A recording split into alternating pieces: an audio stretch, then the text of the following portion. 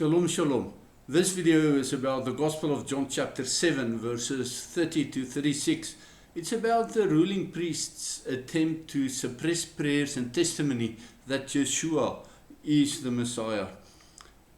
I'll read the text for you. Then they were trying to seize him, they were trying to seize YESHUA, but no one laid a hand on him because his hour had not yet come. Yet from the crowd many believed in him and were saying, when the Messiah comes, he won't perform more signs than this person has, will he? And the Pharisees heard people in the crowd murmuring these things about him, and the ruling Kohanim and Pharisees sent guards to arrest him.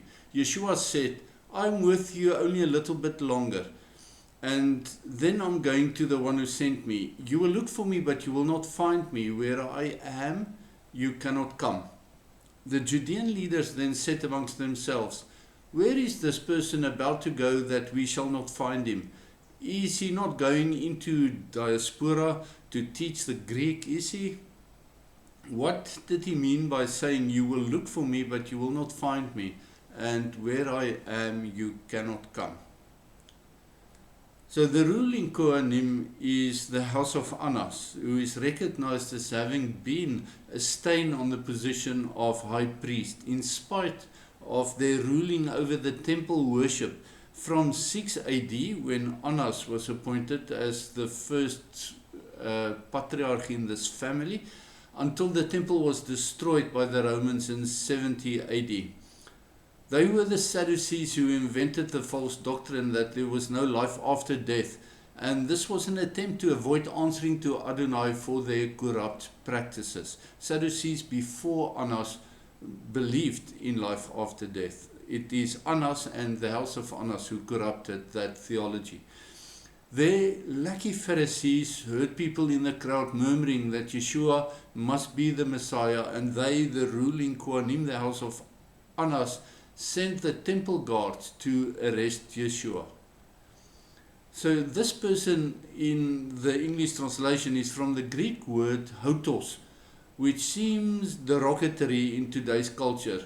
I do not know how it was perceived in the 2nd and 3rd century when the Gospel of John was likely translated from Hebrew into Greek. I also don't know which Hebrew word it was translated from, but I'm cautious and suspicious because of the anti-Semitic prejudice that is promoted by the 2nd and 3rd century church, including this translator of the Gospel of John into Greek, and I will leave my gripe at that for now. The brutal truth is that YESHUA was speaking about his ascension and he was returning to heaven, and those crooked, corrupted priests, Pharisees and political leaders were going the other way. They were going to hell, to Sheol. YESHUA explained in the parable of Lazarus and the rich man that it will not be possible for people in hell to cross over to heaven. Their cruel fate was sealed. He who laughs last laughs best. YESHUA returned to the Father who resides in the highest heaven in order to arrange and prepare for a dwelling for his bride. He has access, YESHUA has access to the highest heaven where the Father is.